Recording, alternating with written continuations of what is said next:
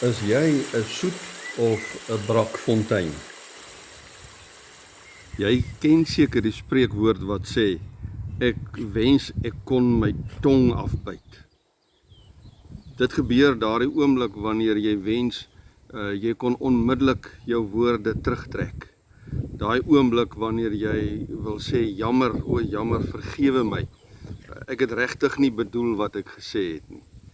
Of die oomblik wanneer jy presies gesê het wat in jou hart is, maar nou voel jy uitgevang, want nou weet ander mense ook wat in jou hart broei. Ek glo ons almal was al spyt oor iets wat ons gesê het. Maar wat my baie van kinders van die Here verstom, en hierby sluit ek myself natuurlik volledig in, is dat daar so dikwels standhoudende strome van kwetsende en afbreekende, minagtende woorde teenoor ander mense uit ons monde stroom. Maar nog erger is dat hierdie selfde mond net soveel lofprysings vir 'n liefdevolle omgee God ook kan laat uitstroom. Met dieselfde mond sê 'n kind van die Here, iemand anders is 'n gemors, of 'n verstandelose idioot, skuim, 'n satanskind, en woorde wat ek regtig nie hier kan herhaal nie. Maar met dieselfde mond prys dieselfde mens God se goedheid, prys God se liefde, God se genade, God se goeie sorg, God se genesing van siekes. So iemand, lyk dit vir my, hanteer die lofprysing van die Allerhoogste net so goed as wat hulle bekwaam is om ander mense af te breek. Jakobus van die Bybel staan ook verstom oor hierdie verskynsel. Hy sê ook, nee, wag 'n bietjie, stop daai lorry net daar. So kan 'n kind van die Here tog nie wees nie. Ons lees byvoorbeeld in sy brief in hoofstuk 3 van vers 10 af, dat hy sê, met die tong loof ons die Here en Vader, en met dieselfde tong vloek ons ander mense wat as die beeld van hierdie God wat ons nou net geloof en prys het, gemaak is. Uit dieselfde mond, sê Jakobus, kom lof en vloek. So moet dit nie wees nie, sê hy. Hy sê, 'n fontein laat tog nie uit dieselfde oog vars en brakwater opborrel nie. 'n Brakfontein, sê hy, kan mos nie vars water gee nie. 'n Fontein se water, weet ons mos almal, kom vanuit 'n wateraar of 'n oog wat diep uit die hart van die grond, van die aarde se binneste opborrel. Net so kom daardie stroom van woorde wat ek en jy so uitlaat, ook uit 'n bron diep hier in ons binneste. So, hoe lyk jou bron? Is jou bron soet en vars, of is hy brak en stink? Of kry jou bron reg wat 'n normale fontein nie kan regkry nie, naamlik om soet en brak water te laat opborrel? Mense is daarom maar wonderlike goed. Die tong kry dikwels die skuld vir skade wat deur woorde veroorsaak word. Selfs in die Bybel kry die tong die skuld. Ek lees vir ons net een so gedeelte. In Psalm 50 vers 19 staan daar, as jy jou mond oopmaak, dan praat jy kwaad.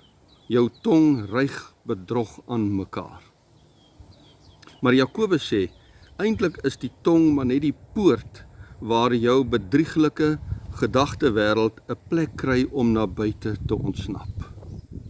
Jesus het self gesê, dit wat die hart van vol is, loop die mond van oor. Ek glo 'n mens se karakter, met ander woorde, jou bron of jou hart, jou binneste wese, wie jy regtig is, word maklik getoets deur 3 dinge. Mag, geld en lewenskrisisse. Mag, geld en lewenskrisisse. Mense sê, sulke dinge laat mense verander.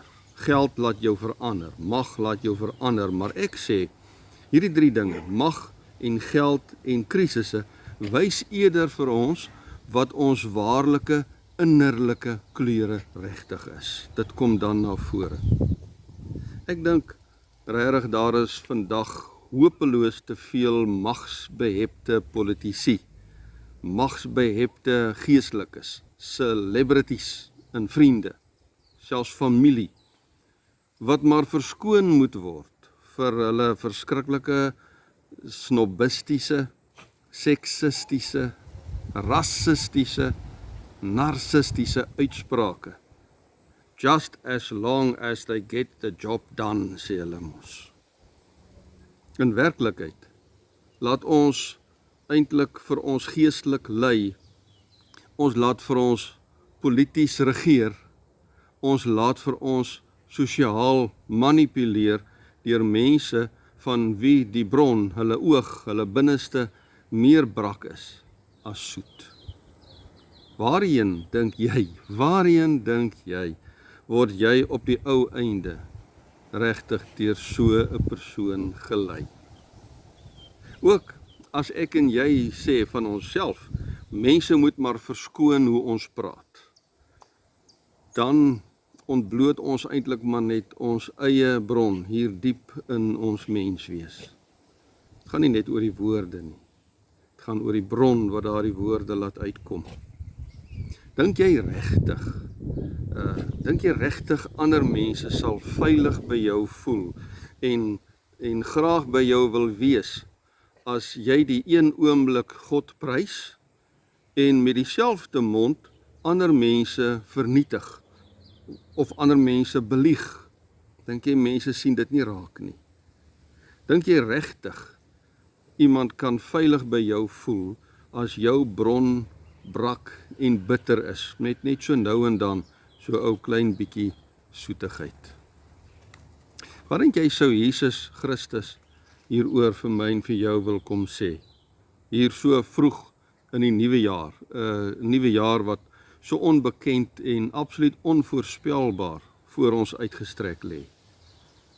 Hoe sou Christus vir my en vir jou in hierdie nuwe jaar wil gebruik to get his job done in ander mense se lewens?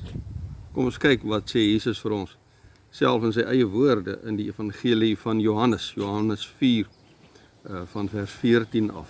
Sê die Here Jesus, die water wat ek vir jou sal gee, sal in jou 'n fontein wees wat opborrel en vir jou die ewige lewe gee.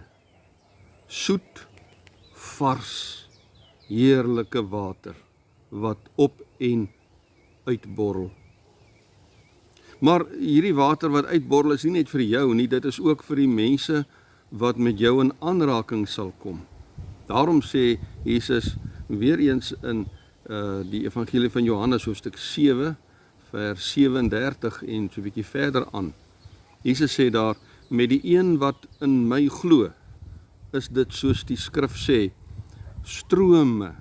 strome lewende water sal uit sy binneste vloei. Hiermee, sê Johannes, het Jesus na die Heilige Gees verwys, want die mense wat tot geloof in hom kom, sou die Gees ontvang. En dit is mos wat na die uitstorting van die Heilige Gees in Pinkstertyd met ons almal kan gebeur. Ek sien regtig nie in hierdie nuwe jaar, ek sien regtig nie meer kans vir mense wat al ewig, of dit nou persoonlik is, one-to-one in gesprekke of in die sosiale media, maar mense wat al ewig in bekgevegte wil gaan oor die politiek, oor ander rasse, oor godsdiens, en sommer alle ander aspekte van die lewe nie. Ek wil regtig nie hierdie jaar en eintlik nooit weer saamkuier met mense wat voortdurend skinder van hulle vriende, selfs van hulle familie, selfs van ander mede-kerklidmate nie. Mense wat ander mense en ander nasies afbreek met hulle monde. Maar dan stel hulle self bo, hulle verhef hulle self bo hierdie mense van wie hulle dan so praat. Mense wat hulle eie beel blaas.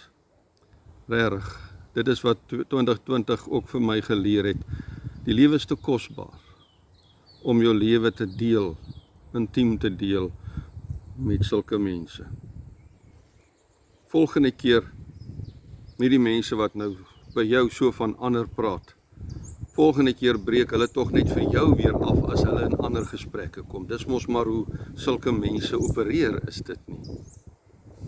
Nee, regtig, gee eerder vir my in hierdie nuwe jaar geesvervulde mense. Mense wat ook nie volmaak is nie, want niemand van ons is nie. Maar mense wie se diepste bron gevul is, nie met brak en bitter water nie, maar met lewende water van die Heilige Gees. By sulke mense se fonteine wil ek graag in hierdie nuwe jaar vertoef. En hopelik sal my eie fontein ook mense na geestelike rustigheid lok in hierdie onbekende jaar wat vir my en vir jou wag.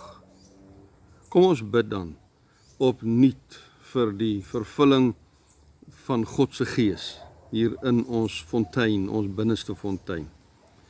Kom ons word hierdie jaar vir ander mense fonteine wat opborrel van lewende soet water.